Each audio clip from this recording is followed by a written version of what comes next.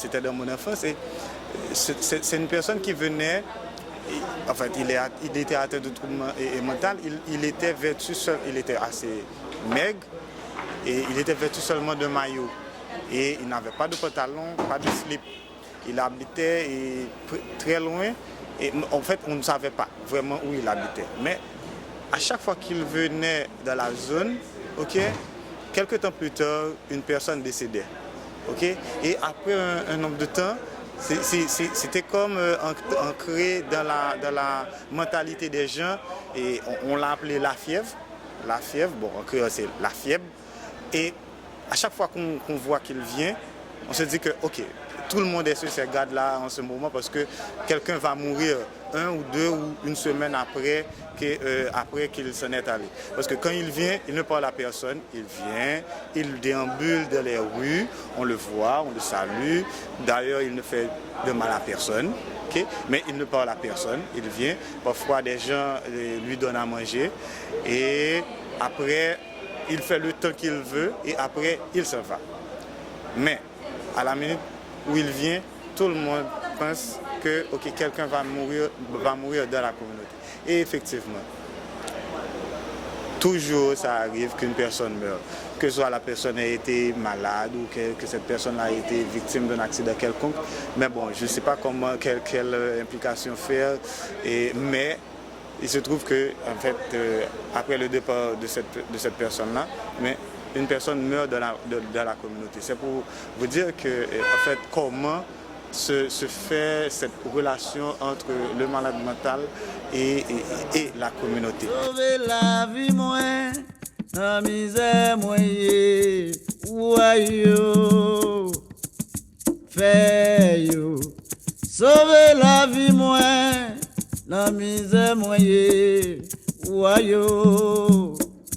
Et je suis devenu vaudouisant. Et c'est par hasard, c'est un cheminement, c'est les hasards de la vie. Et j'ai eu un contact positif avec le vaudou. Et j'ai cherché. Cette quête a commencé en 1988. Et je suis devenu Onguin en 2003. Donc c'est une quête qui a pris 15 ans. Et lorsqu'on est né catholique et lorsqu'on a une formation intellectuelle, et plus on est éduqué, plus on est loin du vaudou parce que le vaudou est frappé de stigmatisation. Et en général, les gens éduqués ont peur ou bien ont honte du vaudou. S'ils sont vaudouisants, ils ne l'affichent pas, ils ne le disent pas. Et la majorité des Haïtiens sont vaudouisants. Et ceux qui ne le sont plus, leurs parents étaient vaudouisants parce que le vaudou a créé ce pays. Et pour nous, Haïtiens, la relation avec les esprits, la relation avec les lois, c'est une relation permanente. Pour nous, Dieu n'est pas loin comme pour un catholique. Et dans le vaudou, les lois, c'est une interaction permanente et directe. Et il n'y a pas de chef hiérarchique dans le vaudou comme dans le catholicisme. Il n'y a pas de pape dans le vaudou. Et le chef est le chef d'une communauté, de la cour, comme on les appelle, d'une cour. Et moi, je suis le chef de la communauté qui gravite autour de cette cour. Mais nous avons choisi de développer une institution. Disons que nous sommes une institution nouvelle et nous pratiquons un vaudou différent. Mais c'est toujours le vaudou.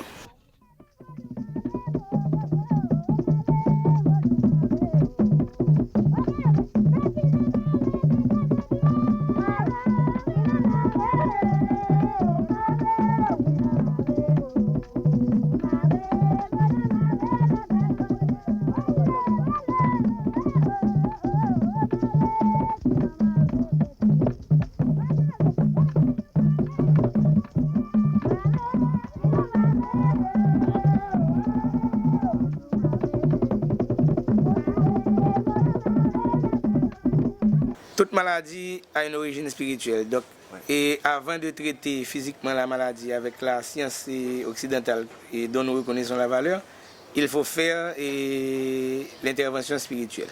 Si la maladie n'est pas suffisamment avancée, on va avoir un résultat immédiat.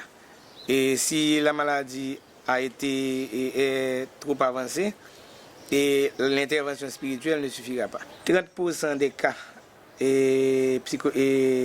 psychiatriques en Haïti, et ça c'était la thèse du docteur Jeanne Philippe, et ont leur origine dans des problèmes spirituels non pris en compte. On a eu le cas du frère d'un membre du temple et qui avait des crises, je ne sais pas comment les qualifier, mais il était ce qu'on appelle fou furieux, il avait des crises et il devenait violent. On a fait un traitement mystique pour lui, et ce qu'on appelle en créole, on mange gade. Manger gade, c'est de la nourriture, c'est un repas pour votre ange gardien. Donc, qu'on appelle votre garde. Si une personne est en crise, on fait une intervention médicale à base de médicaments et à base de plantes. Et après, si le cas médicalement dépasse la capacité du organe, on l'envoie chez le médecin. Et après, on fait un traitement mystique qu'on appelle l'arrête pour boucler le cas pour qu'il n'y ait pas de rechute mystique. Nous, on utilise sans problème et sans complexe les deux médecines qui sont complémentaires.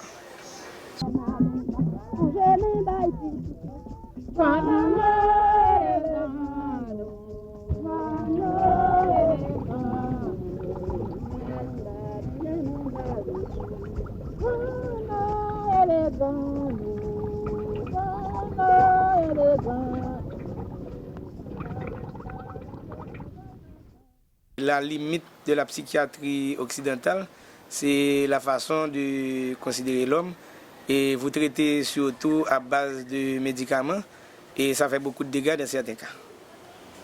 C'est fondamentalement ça.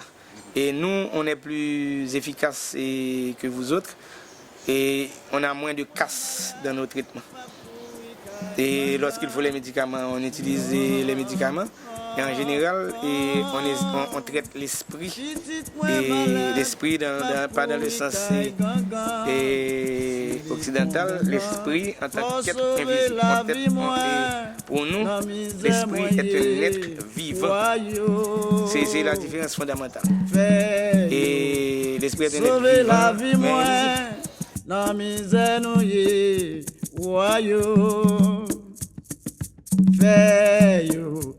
Sauver la vie moi, dans misère nous yé, adieu. Petite moi malade, m'a couru kay gangan, similaire. Petite moi malade, m'a couru kay gangan, si les bons gangan, pour sauver la vie moi, dans misère nous yé.